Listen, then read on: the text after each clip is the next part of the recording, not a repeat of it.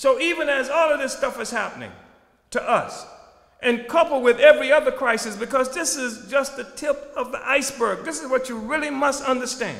That when you're looking at this so-called subprime mortgage crisis, you must understand the implications that it has for other areas of the economy.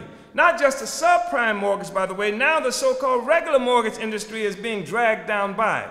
And then there are other kinds of things because they engage in this stuff called bundling, where these financial people who don't do anything but move resources over the internet and stuff, you know, they take all of this paper and treat it like it's actually money. They take these loans that people have got and they buy them all up and then they bundle them and have it as an economic package that people make investments in. Just tremendous amounts of money. Then even the ones who were insuring the ones who were doing all of this, now they are going out of, they're in trouble of being bankrupt. So it's a whole fundamental crisis that's out there. But this is what you really need to understand. Even if they didn't go to those sources, and it is going to those sources, you've got a situation where, again, you can't just have, they said this is the worst, they said like last year, something like 26% decrease in new housing starts. They say it's the largest in history. So you got people who can't buy new houses, people who losing houses they already got, etc. People who can't afford to live in houses, right? So what happens? Okay, the construction industry is a real serious part of the economic force in this country. But if they are not building houses, ask Kitty, what happens? If they're not building houses, that means that people, they cut back on building, don't they? If they fire people, they lay people off, so thousands of people will lose their job who would otherwise be working in the construction industry. If they lose their jobs, which means that many of them are also going to lose their houses, right? But it also means that they can't buy the car they expected to buy. They can't replace the refrigerator that they were planning to do because they're having problems with it. It means that, therefore, the auto industry has to cut back. If the auto industry cuts back and the people who make refrigerators and stoves and the rest of it, they cut back also, that means they lay people off. If they lay people off, then the people who got laid off, they can't buy new clothes.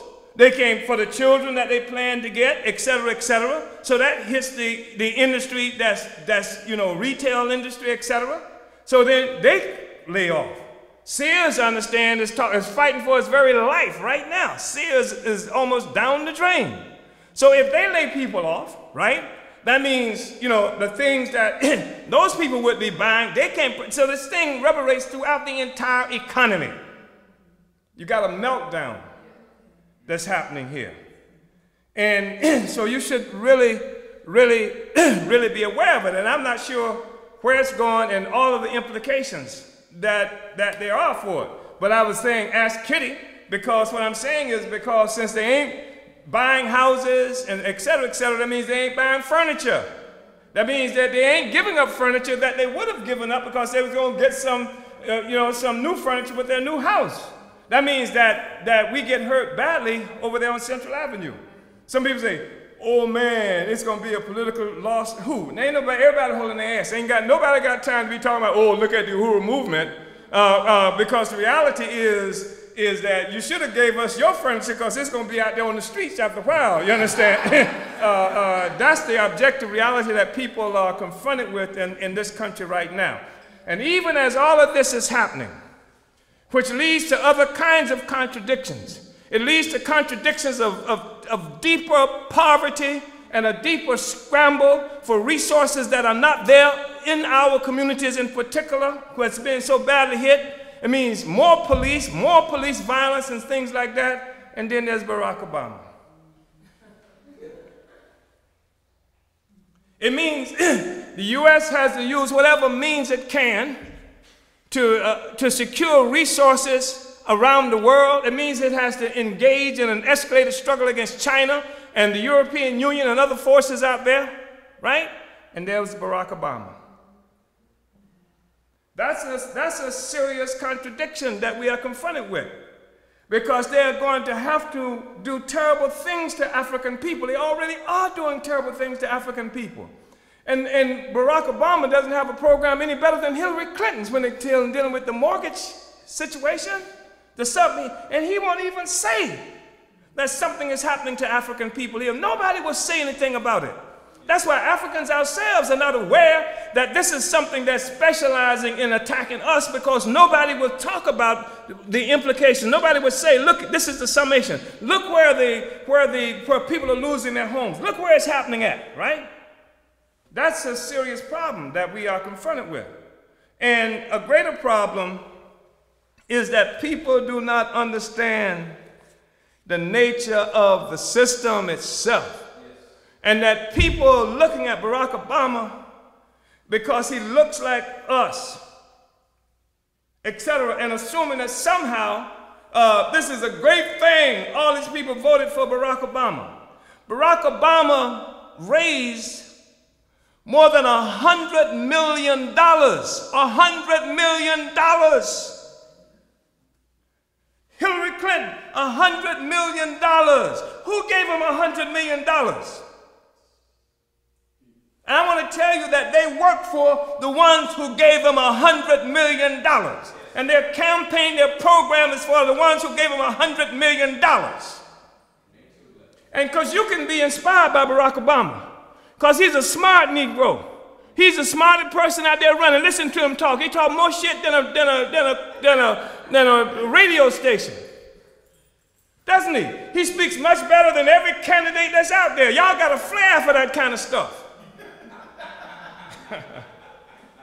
So it's easy to get carried, wow. And you feel pride because, oh, wow, you know, white people are supposed to be so smart, but look at Barack. Right? But you don't understand the system.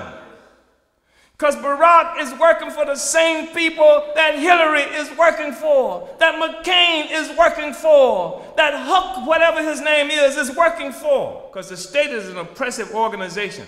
It is an organization of coercion.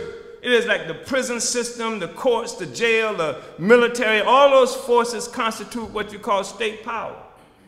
And in the middle of the discussion, when we brought up Obama and the fact that because of the existence of this state of the bourgeoisie, of white power imperialism, it didn't matter who got elected. And then somebody said, well, yeah, but, and you know, look at Obama's history because he doesn't have a history of this and that. I don't care if Obama had a history of being the most militant member of the Black Panther Party, who was also secretly advisor to Elijah Muhammad at the height of the influence of the Nation of Islam. The reality is if he became president of the United States, he would be subservient to the white imperialist bourgeois state. It doesn't matter what his history is. What you need to know is about the history of the state as an institution that exists in human society. You know that, then you know whoever's in charge, whoever is supposedly in charge there is subservient to that institution. And I have to say this because it's getting really interesting.